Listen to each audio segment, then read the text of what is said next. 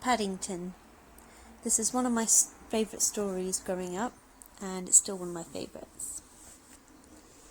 Mr. and Mrs. Brown first met Paddington on a railway platform. In fact, that was how he came to have such an unusual name for a bear, because Paddington was the name of a station. The Browns were waiting to meet their daughter Judy, when Mr. Brown noticed something small and furry near the left luggage office. It looked like a bear, he said. "A bear?" repeated Mrs. Brown. "On Paddington Station? Don't be silly, Henry. There can't be."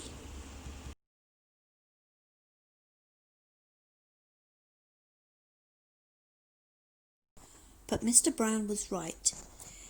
It was sitting on an old leather suitcase marked "Wanted on Voyage," and as they drew near, it stood up and politely raised its hat. "Good afternoon," it said. "May I help you?" "It's very kind of you," said Mr. Brown, "but as a matter of fact, we were wondering if we could help you." "You're a very small bear," said Mrs. Brown. "Where are you from?" The bear looked around carefully before replying. "Darkest Peru. I'm not really supposed to be here at all. I'm a stowaway." "You mean to say you've come all the way from South America on your own?" exclaimed Mrs. Brown. "Whatever did you do for food?" Unlocking the suitcase, the bear took out an almost empty glass jar. "I ate marmalade," it said. Bears like marmalade. Mrs. Brown looked at the label around the bear's neck. It said quite simply, "Please look after this bear.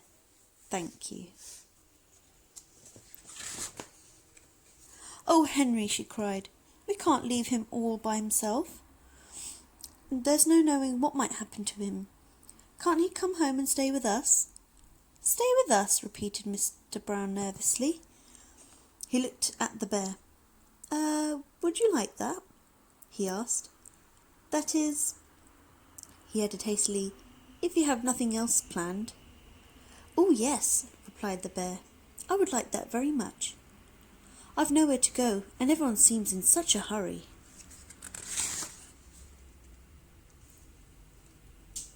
"That settles it," said Mrs. Brown. "Now you must be thirsty after your journey. Mr. Brown can get you some tea, while I go and meet our daughter Judy."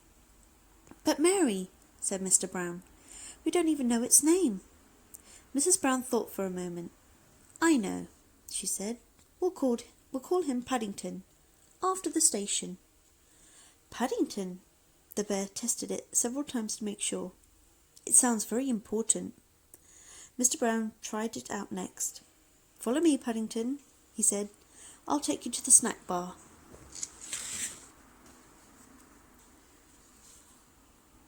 Mr. Brown was good as his word. Paddington had never seen so many snacks on one tray, and he didn't know which to try first. He was so hungry and thirsty, he climbed up on the table to get a better look. Mr. Brown turned away, pretending he had tea with the bear on Paddington Station every day of his life. "Henry," cried Mrs. Brown, when she arrived with Judy, "what are you doing to that poor bear?" Paddington jumped up to raise his hat, and in his haste he trod on a strawberry tart, skidded on the cream, and fell over backwards into his cup of tea.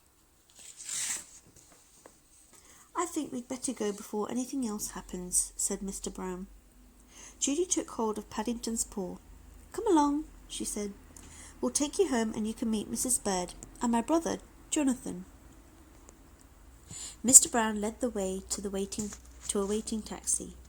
"Number 32 Windsor Gardens, please," he said. The driver stared at Paddington. "Bears is extra," he growled. "Sticky bears is twice as much, and make sure none of it comes off on my interior. It was clean when I set out this morning."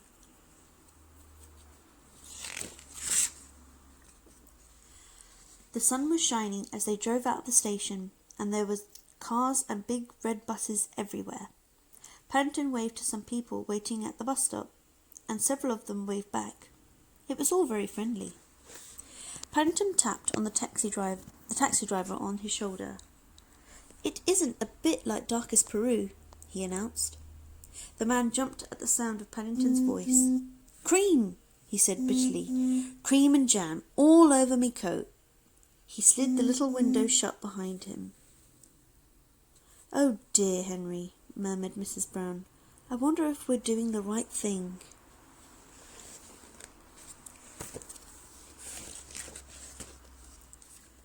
Fortunately, before anyone had time to answer, they arrived at Windsor Gardens, and Judy helped Paddington onto the pavement.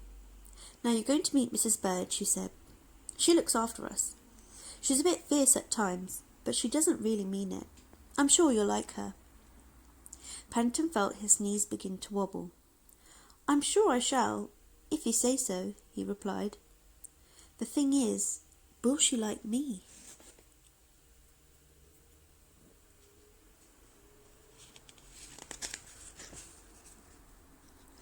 "Goodness gracious!" exclaimed Mrs. Bird.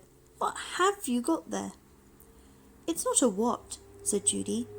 "It's a bear called Paddington, and he's coming to stay with us." "A bear?" said Mrs. Bird, as Paddington raised his hat. "Well, he has good manners, I'll say that for him." "I'm afraid I stepped on a jam tart by mistake," said Paddington. "I can see that," said Mrs. Bird. "You'd better have a bath before you're very much older. Judy could turn it on for you. I dare say you'll be wanting some marmalade too." "I think she likes you," whispered Judy. Paddington had never been in a bathroom before, and while the water was running, he made himself at home. First of all, he tried writing his new name in the steam on the mirror. Then he used Mr. Brown's shaving foam to draw a map of Peru on the floor. It wasn't until a drip landed on his head that he remembered what he was supposed to be doing. He soon discovered that getting into the bath is one thing, but it's quite another matter getting out again, especially when it's full of soapy water. Paddington tried calling out, "Help!" at first in a quiet voice as to not disturb anyone, then very loudly, "Help! Help!" When that didn't work, he began bailing the water out with his hat. But the hat had several holes in it, and his map of Peru soon turned into a sea of foam. Suddenly, Jonathan and Judy burst into the bathroom and lifted a dripping Paddington onto the floor. "Thank goodness you're all right," cried Judy. "We heard you calling out." "Fancy making such a mess," said Jonathan admiringly. "You should have pulled the plug out." "Oh," said Paddington, "I never thought of that." When Paddington came downstairs, he looked so clean no one could possibly be cross with him. His fur was all soft and silky, his nose gleamed, and his paws had lost all traces of the jam and cream. The Browns made room for him in a small armchair, and Mrs. Bird brought him a pot of tea and a plate of hot buttered toast and marmalade. "Now," said Mrs. Brown, "you must tell us all about yourself. I'm sure you must have had lots of adventures." "I have," said Paddington earnestly. "Things are always happening to me. I'm that sort of bear." He settled back in an armchair. "I was brought up by my Aunt Lucy in the Darkest Peru," he began, "but she had to go in a home for retired bears in Lima." He closed his eyes thoughtfully, and a hush fell over the room as everyone waited expectantly.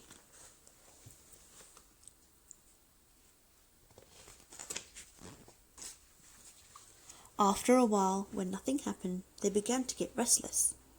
Mr. Brown tried coughing. Then he reached across and poked Paddington. "Well, I never," he said. "I do believe he's fast asleep." "After all that's happened to him," said Mrs. Brown. "Is it any wonder?"